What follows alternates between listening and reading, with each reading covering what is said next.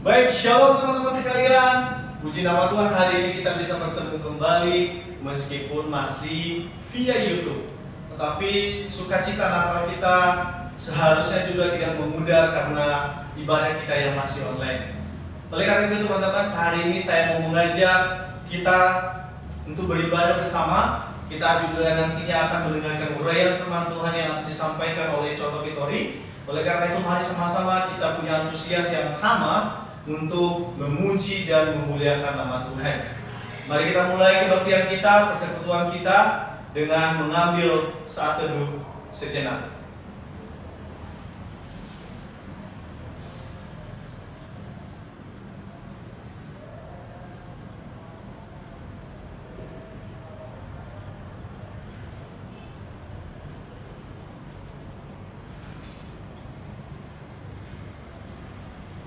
Saat teduh selesai. Mari dengarkan, kita akan menyanyikan satu pujian yang mengatakan saat indah ku berhadapan denganmu.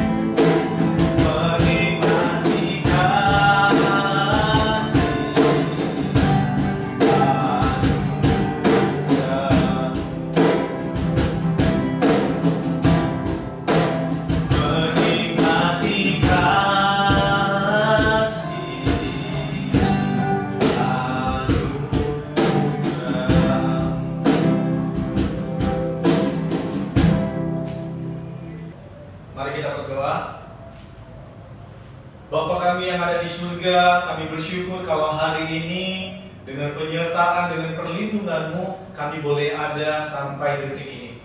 Itu semua karena anugerah-Mu, bukan karena kehebatan, bukan karena kekuatan kami. Itu semua karena kasih-Mu kepada setiap kami. Oleh karena itu Tuhan, saat ini kami mau beribadah. Kami serahkan sepenuhnya ke dalam tangan-Mu. Dari awal, pertengahan, hingga berakhirnya persekutuan ini, biarlah nama-Mu yang kami muliakan, nama-Mu yang terus kami agungkan. Hanya di dalam nama-Mu kami berdoa dan mengucap syukur. Amin. Oke, baik rekan-rekan. Saatnya kita akan memuji nama Tuhan sekali lagi. Mari kita sama-sama memuji Tuhan dengan pujian yang mengatakan, datanglah kebaiknya.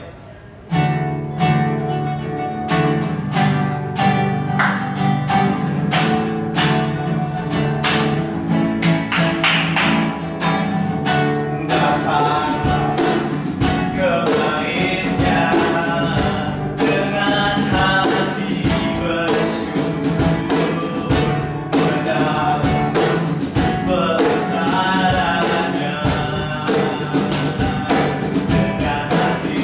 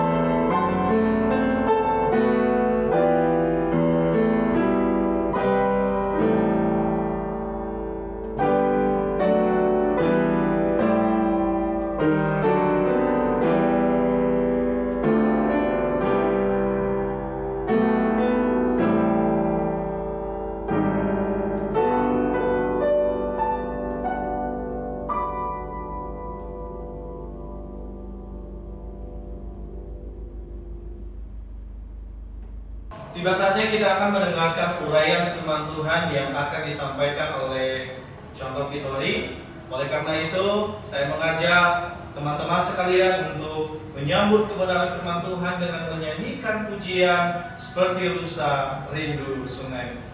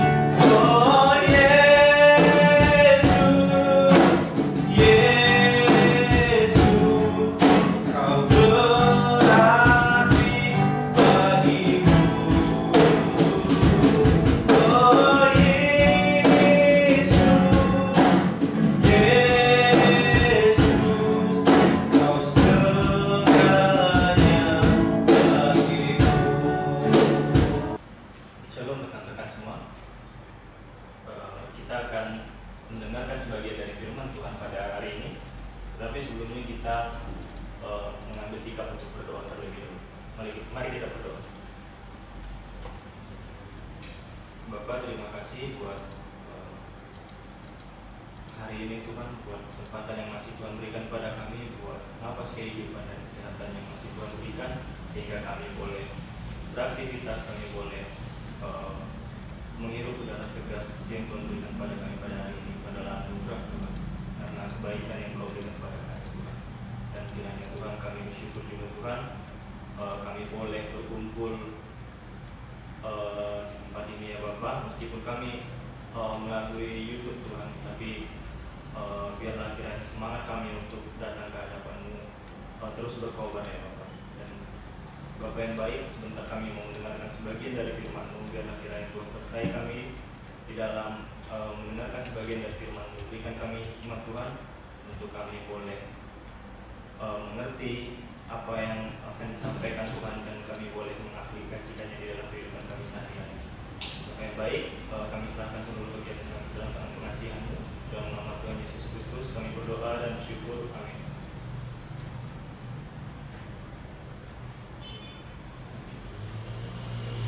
Baik, rekan-rekan sekalian, kita akan mendengarkan sebagian dari firman Tuhan yang akan diambil dari Kisah Para Rasul 9 ayat yang pertama sampai ayat yang ke-9. Kisah Para Rasul 9 ayat yang pertama sampai ayat yang ke-9. Saya akan membacakannya untuk rekan-rekan sekalian.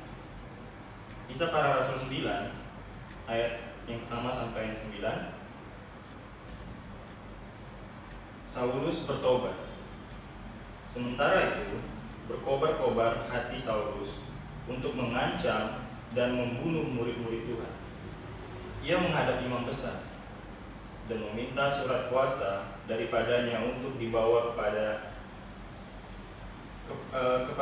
majelis-majelis Yahudi di Damsyik, supaya jika ia menemukan laki-laki atau perempuan yang mengikuti jalan Tuhan, ia menangkap mereka dan membawa mereka ke Yerusalem. Dalam perjalanannya ke Damsyik, ketika ia sudah dekat di kota itu, tiba-tiba cahaya memancar dari langit mengelilingi dia.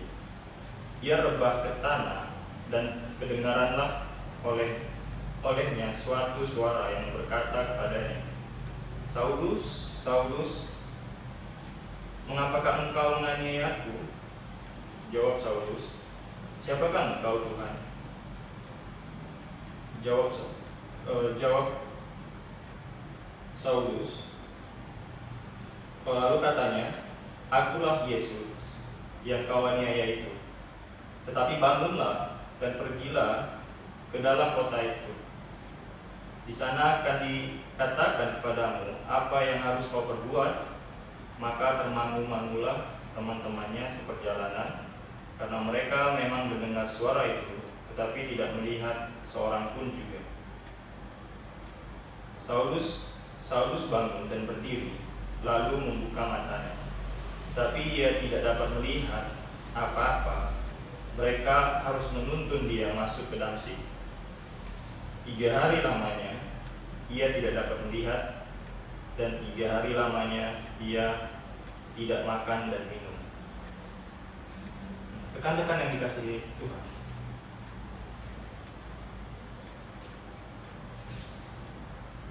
pada hari ini kita belajar dari tokoh Paulus. Seperti yang kita tahu sendiri bahwa Paulus memiliki latar belakang yang jauh dari Tuhan. Kita bisa lihat latar belakang Paulus, di mana dia adalah seorang yang kejam, di mana dia adalah seorang yang begitu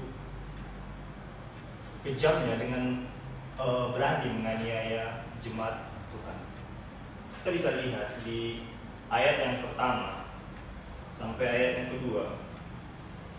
Di situ dikatakan, sementara itu berkobar-kobar hati Saulus untuk mengancam dan membunuh murid-murid Tuhan. Kita bisa lihat latar belakang Saulus.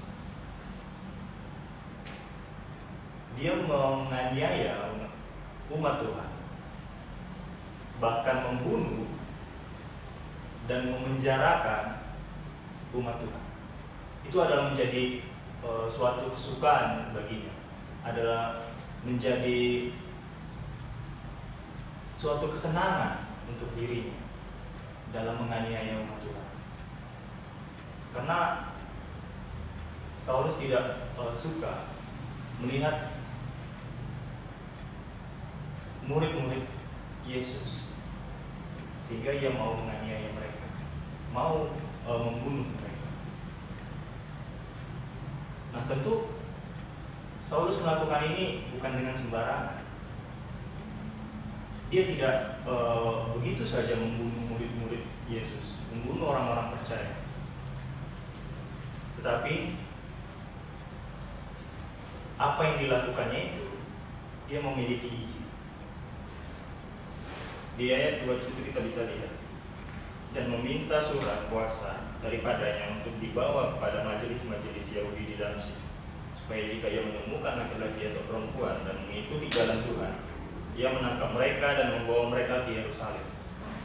Di situ kita bisa lihat bahwa Saulus melakukan itu dengan izin dari majelis-majelis itu. Artinya apa?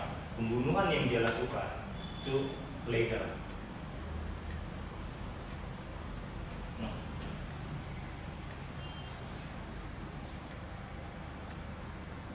tentu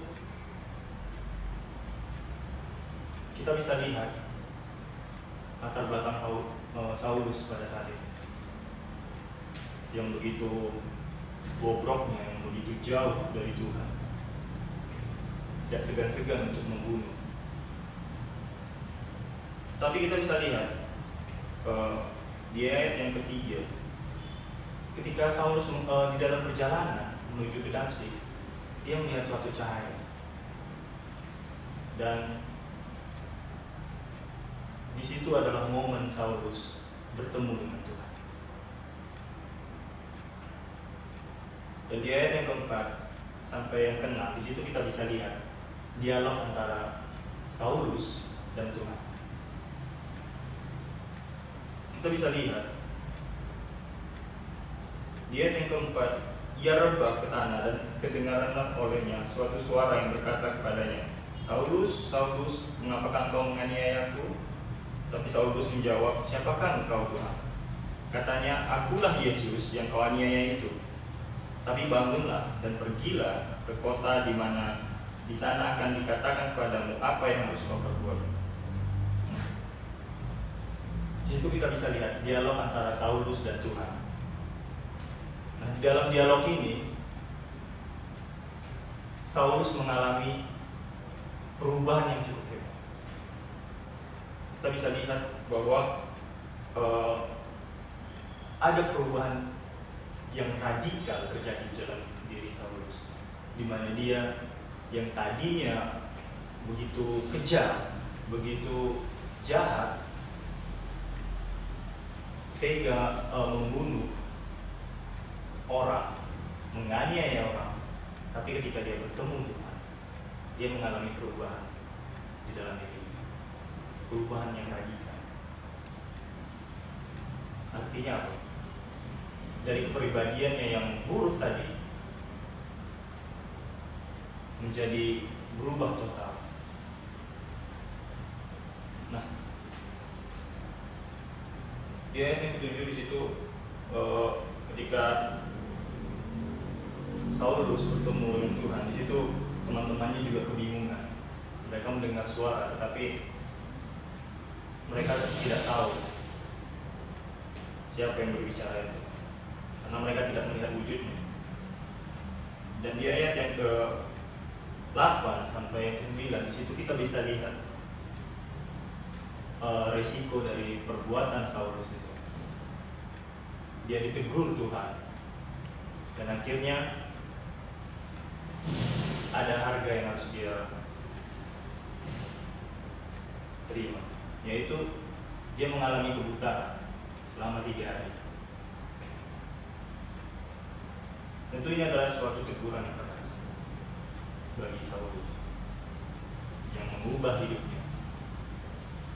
Dan ini juga cara Tuhan untuk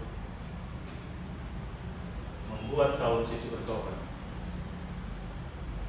Yang tadinya Saulus membenci umat Tuhan, tapi ketika kita melihat pasal selanjutnya, dia menjadi pengikut Tuhan yang setia, menjadi pengikut Tuhan yang luar biasa.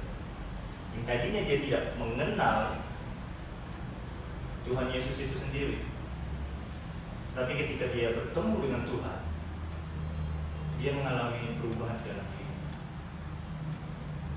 dan membuat dia semakin ingin mengikut Tuhan.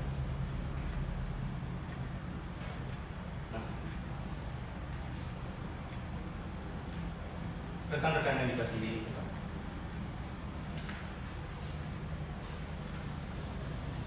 dari kisah Saulus ini kita belajar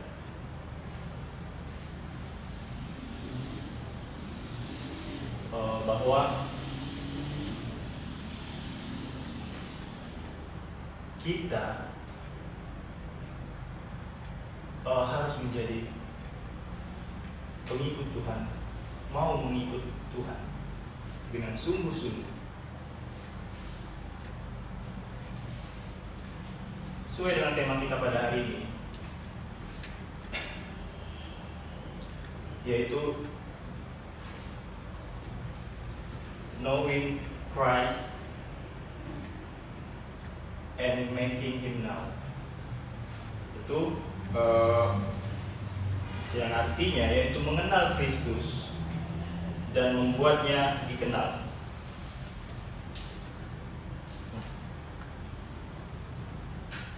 Mengenal Kristus dan membuatnya dikenal. Nah, kita sebagai orang percaya tentu kita harus mengenal siapa Yesus itu sebenarnya. Ketika kita memutuskan untuk menjadi followernya Tuhan Yesus, tentu kita harus mengenal Dia. Rekan-rekan mungkin kalau di medsos atau mungkin di IG lah, ada sosok yang diidolakan, tentu pasti rekan-rekan akan memfollow akun dia dan mencari tahu tentang dia.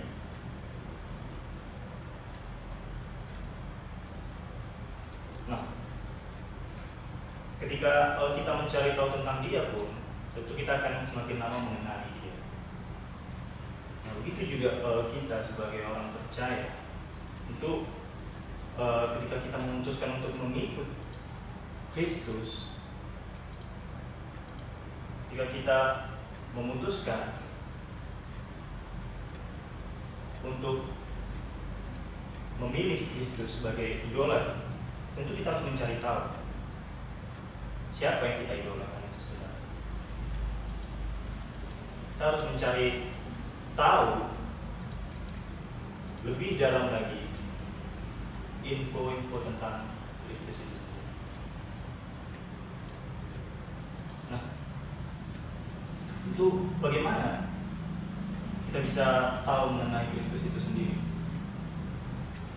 Tentu ya dengan kita membaca Alkitab, dengan kita mengikuti pertemuan-pertemuan rohani kita, pertemuan-pertemuan untuk membangun kerohanian kita. Itu hal-hal yang demikian juga membuat kita semakin mengenal siapa Tuhan Yesus itu yang sesungguhnya. Nah,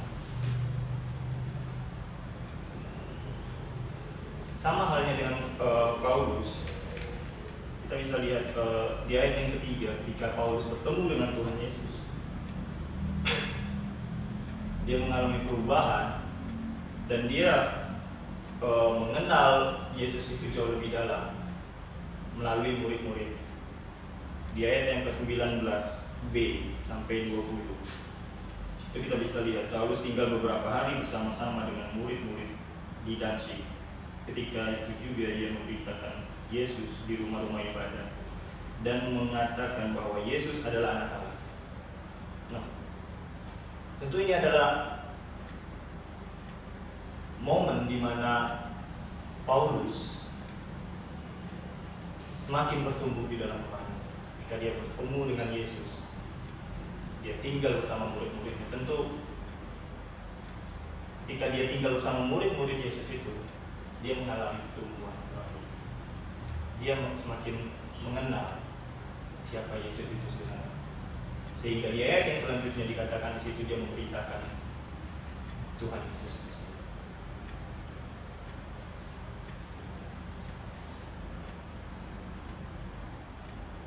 Lantas bagaimana dengan kita?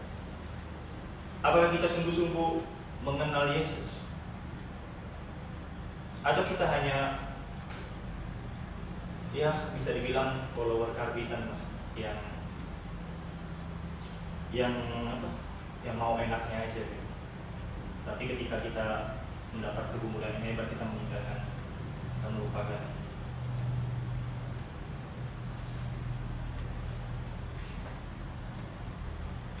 Nah, ini menjadi renungan bagi kita. Itu ketika kita sebagai orang percaya, ketika kita memutuskan untuk mengikut Tuhan Yesus itu, mencari tahu siapa Yesus itu.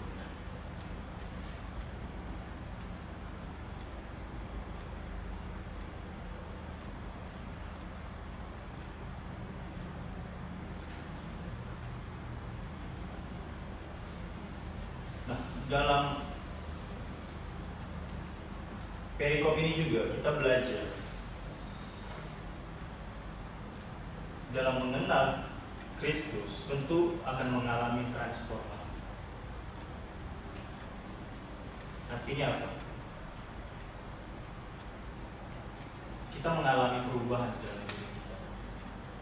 Yang tadinya kita mungkin masih suka dengan melakukan apa yang kita inginkan sesuai dengan keinginan kita, atau masih melakukan hal-hal yang buruk yang tidak berkenan di hadapan Allah. Untuk ketika kita mengenal Yesus, ketika kita memutuskan untuk mengikutnya,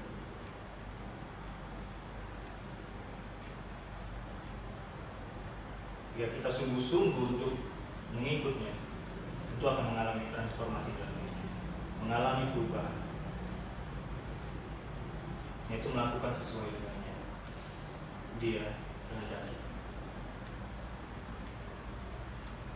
Paulus di ayat yang ketiga, di situ kita bisa lihat bahwa Paulus mengalami transformasi dalam diri.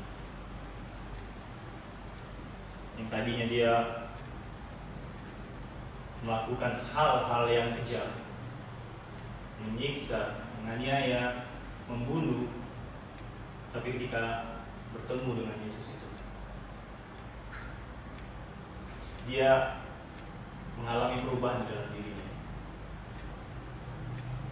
dan dipakai Tuhan untuk menjadi alat.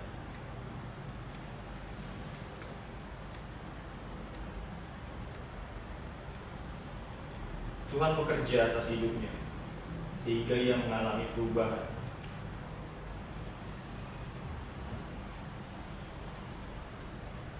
Tentu ketika kita memilih Yesus sebagai figur yang kita ikuti, maka kita harus sungguh-sungguh mengikuti, mengenal Dia. Kita harus sungguh-sungguh memahami, cari tahu siapa Dia.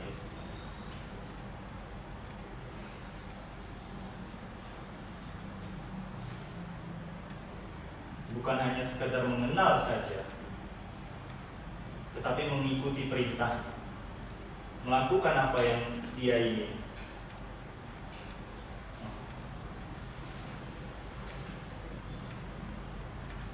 Lalu bagaimana caranya membuat Yesus itu menjadi dikenal orang-orang?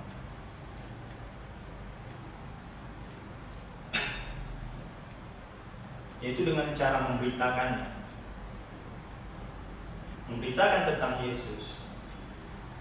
Ketika kita bertemu dengan idola kita atau siapapun itu yang kita idolakan, itu kita pasti akan menceritakan.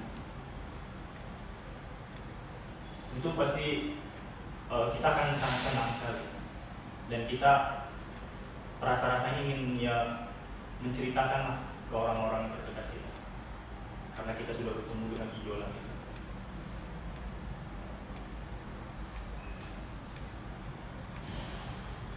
Nah, begitu juga dengan yang dialami Paulus ketika di ayat yang ketiga dia mengalami perjumpaan dengan Tuhan. Dia memberitakan Tuhan Yesus. Di ayat yang ke-20 di situ kita bisa lihat bahwa ketika itu juga ia memberitakan Yesus di rumah-rumah ibadat dan mengatakan bahwa Yesus adalah anak Allah. Dia menceritakan Yesus itu sendiri, hasil dari perjumpaan yang dia alami.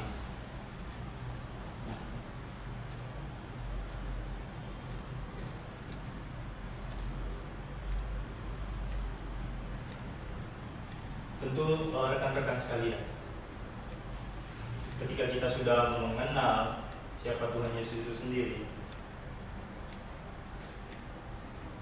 dan mengalami Tuhan itu, mengalami perjumpaan dengan Tuhan,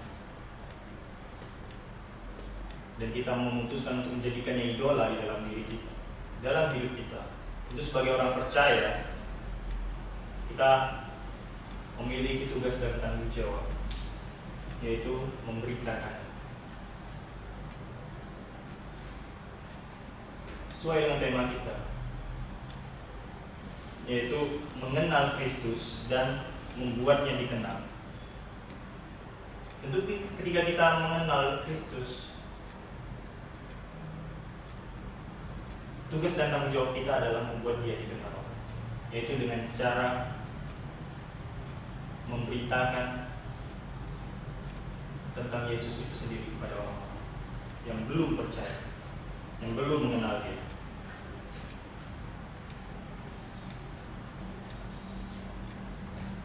Kita bisa lihat di ayat yang ke-15. Di situ dikatakan, tetapi firman Tuhan kepadanya, pergilah, sebab orang ini adalah alat pilihan bagiku untuk memberitakan namaku pada bangsa-bangsa lain serta raja-raja orang Israel.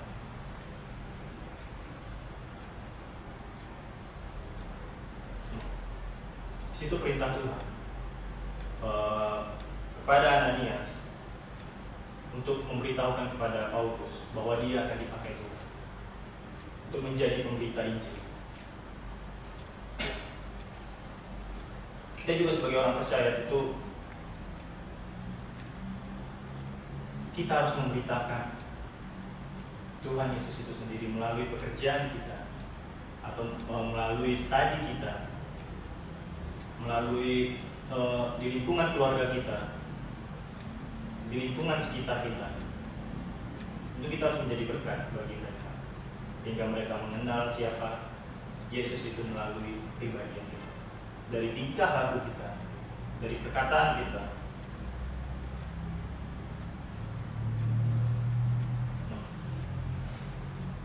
Tentu ketika kita memberitakan Kristus itu sendiri, tentu ada harga yang harus kita bayar. Pasti ada risiko yang harus kita bayar. Yang mungkin saja kita mengalami penolakan, atau mungkin saja kita dijauhkan, dan masih banyak lagi. Tentu pasti ada risiko.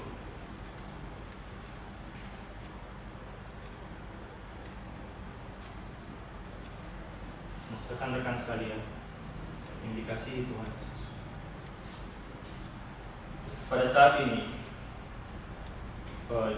kita masih merayakan Natal.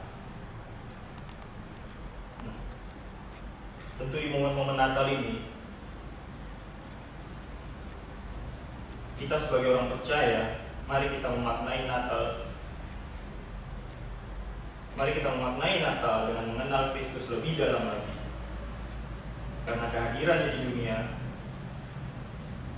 tentu adalah bentuk kasihnya kepada manusia, sehingga yang mengorbankan dirinya mati di kayu salib untuk menebus dosa-dosa kita. Itu semuanya adalah karena kasihnya kepada kita.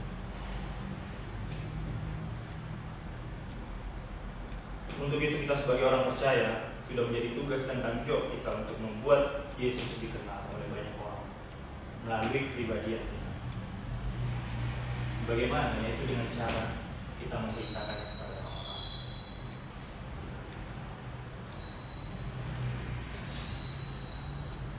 Baik teman-teman, rekan-rekan sekalian, demikian firman Tuhan yang disampaikan pada hari ini. Mari kita mengambil sikap berdoa untuk merenungkan firman Tuhan pada hari ini. Mari kita berdoa.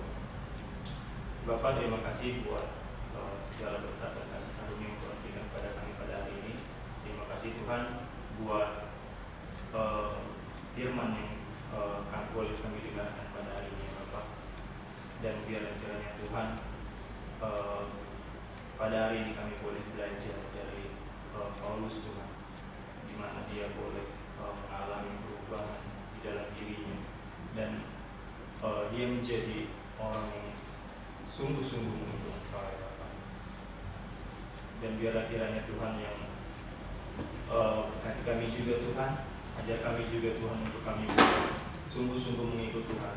Kami boleh sungguh-sungguh mengenal Tuhan, dan kami boleh Tuhan pakai untuk memberitakan kebenaran firman ya Bapak. Biarlah kiranya melalui kami nama Tuhan semakin dipermuliakan. Bapak yang baik, sebentar kami mau melanjutkan ke aktivitas kami Tuhan. Biarlah kiranya Tuhan yang sertai, Tuhan yang pimpin kami Tuhan di dalam aktivitas kami selanjutnya Bapak. Semuanya kami serahkan ke dalam tangan pengasihan-Mu. Dalam nama Tuhan Yesus Kristus kami berdoa dan bersyukur. Firman Tuhan yang telah disampaikan oleh Contoh Vitoris sungguh mengingatkan kita bahwa seharusnya kita punya tugas juga untuk memberitakan tentang siapa Yesus itu kepada orang lain. Oleh karena itu, untuk menutup seluruh rangkaian persekutuan pemuda remaja kita, mari kita memuji Tuhan dengan menyanyikan pujian yang mengatakan, terpujilah nama-Mu Tuhan.